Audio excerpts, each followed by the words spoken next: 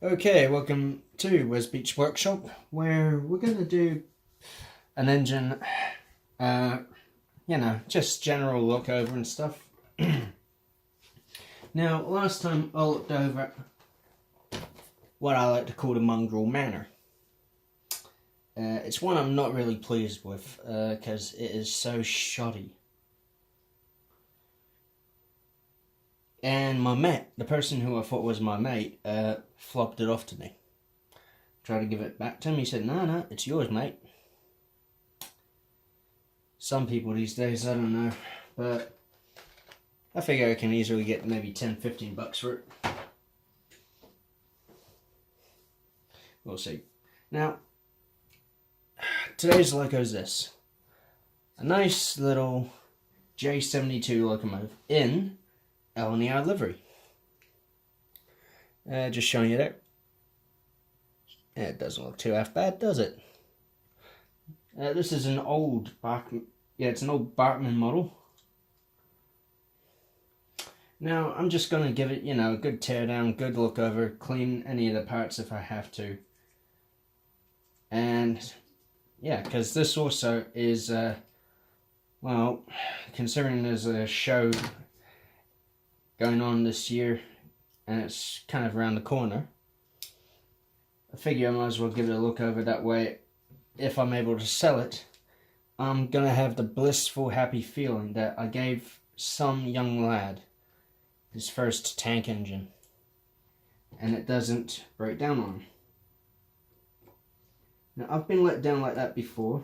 I was a wee young lad, and I was not too pleased about it. I tell you what, it was not a really good feeling. I honestly felt like I was going to cry back then, but nowadays I'd probably swear my head off. So we just take the main body screws off, which incidentally also hold the couplers. Now I'll just wiggle that off. And before taking this apart, I just want to make sure I got what I have around here. Yeah, I got a couple of cotton buds around the box here, just in case I have to do a bit of cleaning. And yeah, I really need to tidy up the layout a little. Things been busy now, but yeah. So, the annoying thing is though, you see there's a gap between the boiling frame of the tank here. Now for an early Bachmann model, that is quite neat. But it means fitting it back into right nightmare, because that's the chassis and that. You still get the gap, but still bloody heck. Now we got basically the torso portion of a crew member, so ain't bad. And what looks like quite a neat little motor too. Hang on a sec. Huh, that's different. We got screws on both sides. I realise this is a split chassis, but crikey. So we'll just take the belly plate off, because I figure I might as well be quite thorough with this one. Unlike the horrid manor here, which I'll be happy to be rid of. Even if it's a spare parts liquor. This, I'm actually quite... Ooh, that's quite oily there. Let's just take the wheel set off, and straight away, the rear wheel set is... That is really much smothered in oil. What the devil happened there?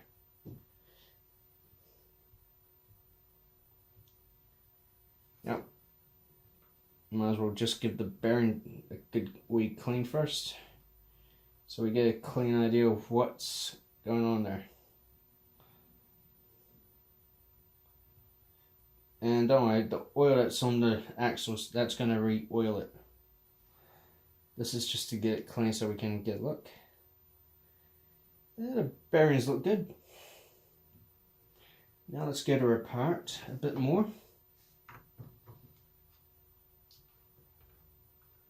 Now, I'm taking good care into not losing any of the bits, because you really can't get these anymore. Well, ones like this ain't.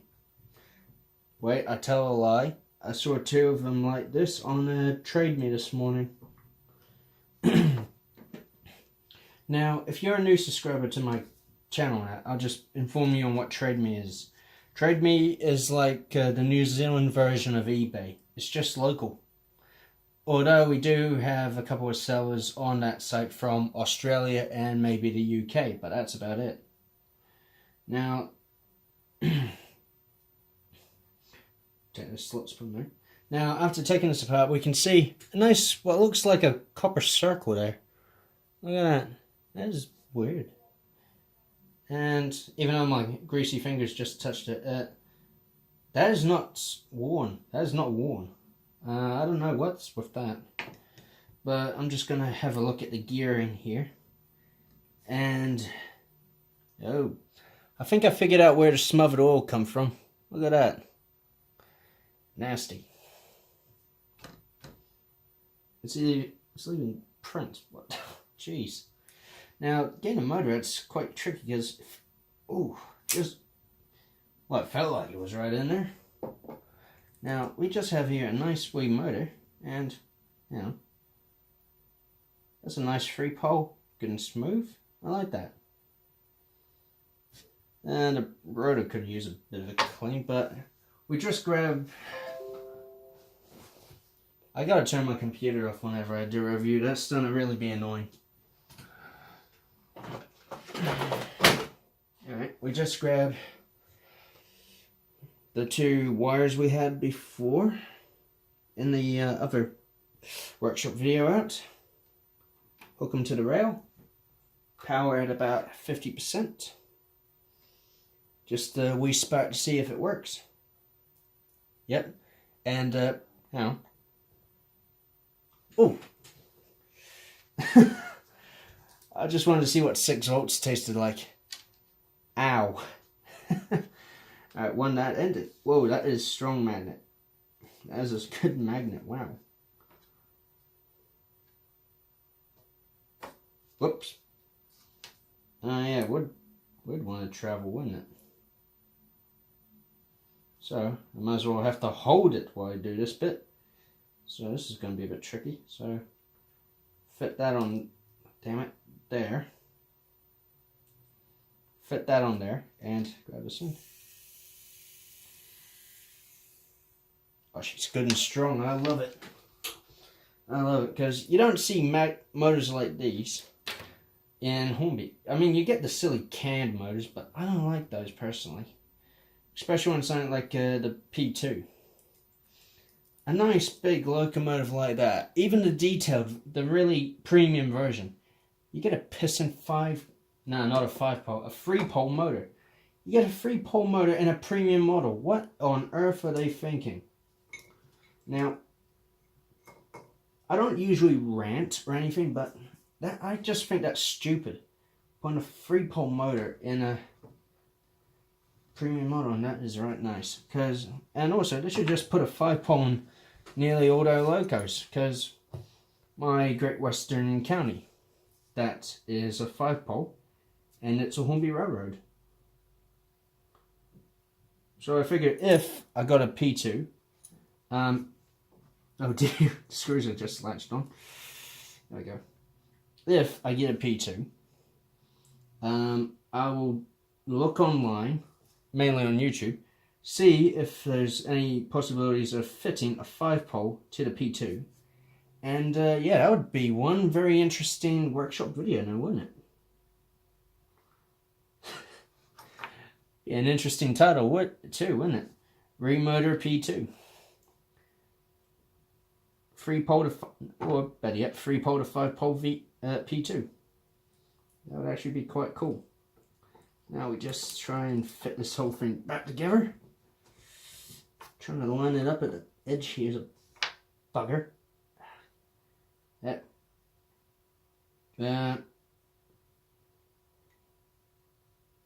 The devil could be slacking. Yeah, bugger. That's about as good as I'm going to get it. That's about as good as I'll get it. So, no, there's the wrong screws. Whoops.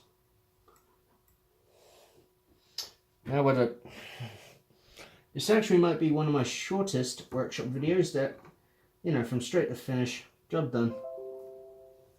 And that computer's going to get shut down if it keeps interrupting. Oh.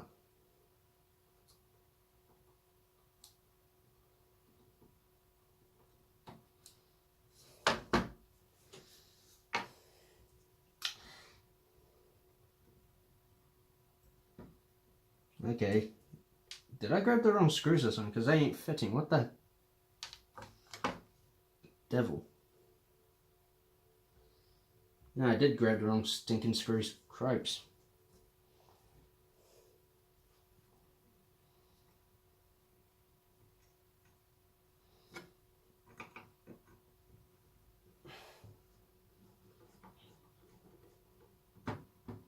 Okay. Now, naturally, before putting the body back, I'm going to test the motor fitted back in.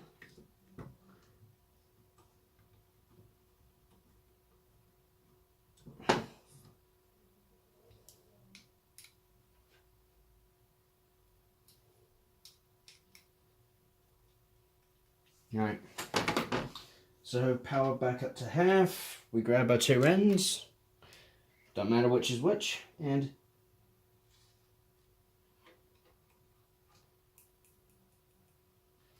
yeah, we're getting spark here, but what the heck? Nothing. It was running fine earlier.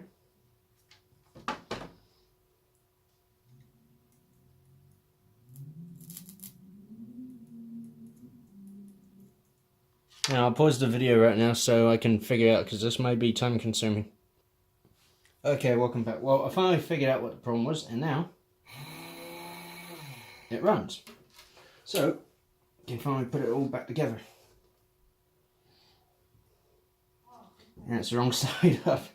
There we go. So now we just fit the screw in here. There we go. And there we go.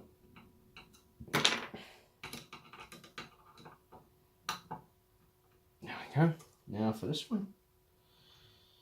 Now this is a loco that I like to work on. It's got a good strong motor, very good loco. I like it. Just a quick power test to see if I haven't tightened it up too much. Apparently not. Okay, now for the rest of it. So, judging by the way those wheels are,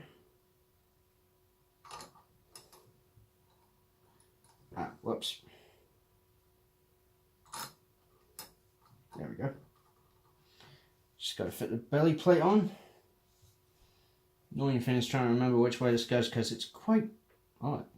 I don't really know the whole... There we go.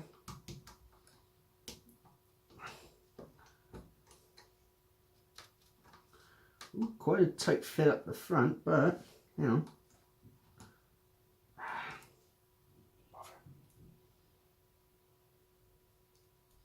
Oh, ho, ho, whoa, whoa, whoa. Hello, hello. Whoa, buddy, whoa. I bought the whole plate fit because something don't look right. Something up front sure as hell don't look right. Ah, for crying out loud. What happened is this little bit here just slid forward and cocked it. There we go. Now, just squeeze that back. Yeah. Oh, I gotta take this apart. It's that bad, I'm not kidding.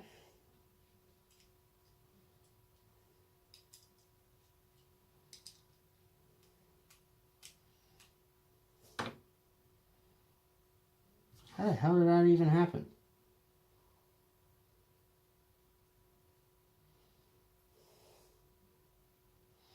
I wonder it was looking funny.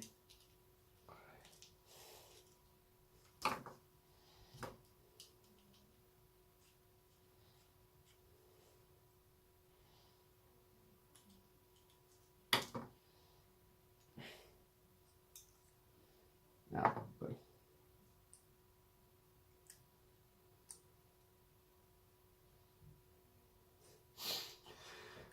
Okay, let's try and fit this back on properly.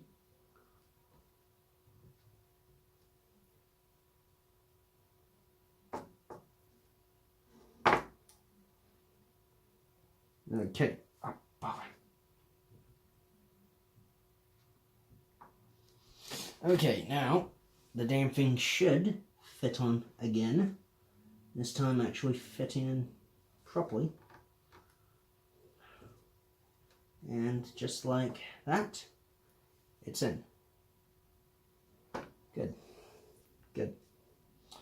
Because I sure as heck don't want what happened to happen again.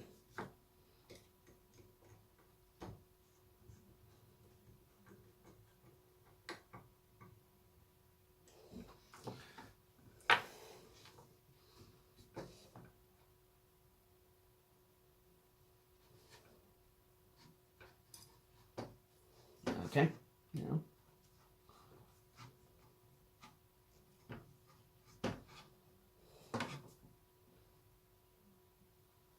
Okay, for some reason this is way off. I mean, look at that. Does that look right? How the blue bletches did that happen?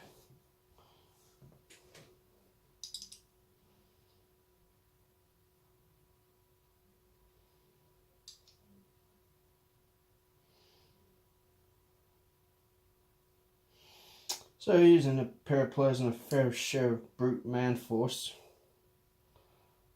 I think I may have just snapped it back into place.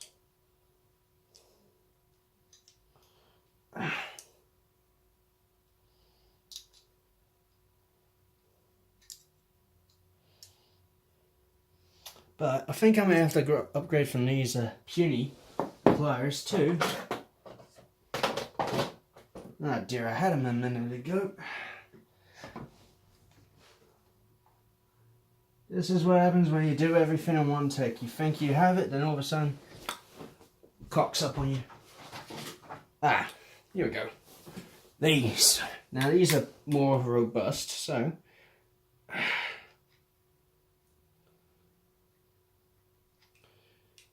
There we go. There we go. Now hopefully that fits a lot nicer. Alright.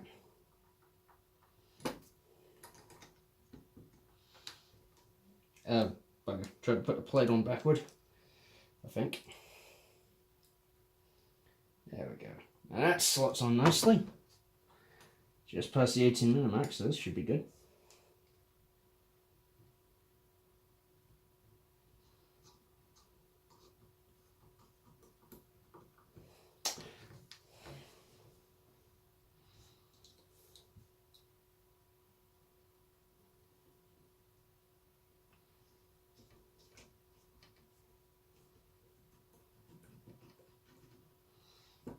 Okay, before fitting it back on the body, just checking it on the layout. I put it on without checking the power was on, but it runs. Rough, but it runs. So I may actually do a review on this loco, or probably just strip out the motor and put the motor in a different loco. I don't know. We'll just have to find out.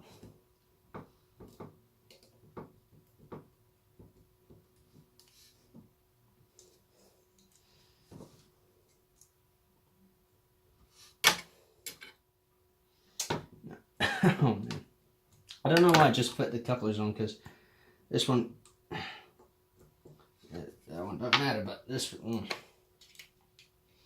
because that's to hook into two lugs in the back of the buffer beam. So yeah, hooks in. Just fin the body over now. Oh boy, hard bit. There we go. Just knocks in with the cab coming off.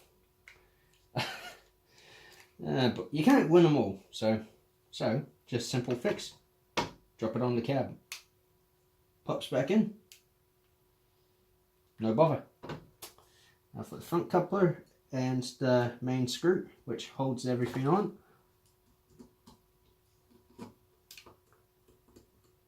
And here we have one complete L&ER J72. We get the haul the heck out of here. Piece of junk. And yeah, it shows I really don't like that loco, but this little fella, I do like. I really do like this one.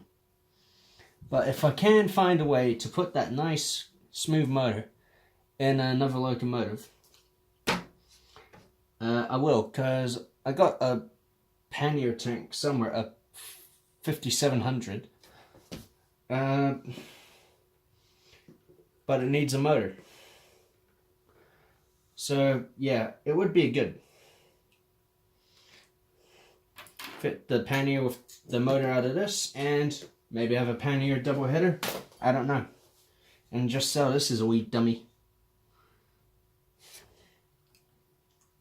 Certainly looks like it, and the pannier is a lot heavier, so probably a whole lot more.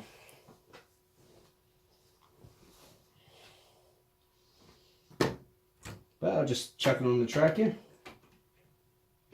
and send it on its merry way. This is Upwell and Onwards saying sayonara.